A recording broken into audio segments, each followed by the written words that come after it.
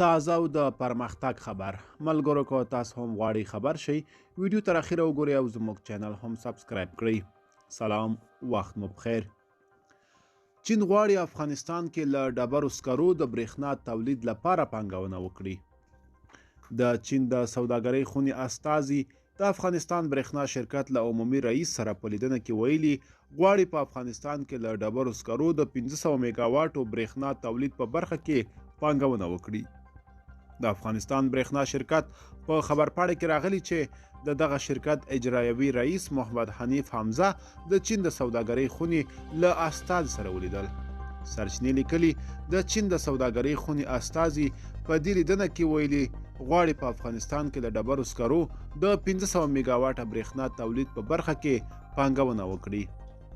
په خبرپاڼه کې راغلی د چین د سوداګرۍ خونې استازي ویلي چې دوی په 11 هیوادونو کې له ډبرو سکرو د برېښنا تولید تجربه لري او افغان لوري چې په هر ولایت کې وغواړي دوی به د ډبرو سکرو له لارې د برېښنا تولید دستګاوې نصب کړي.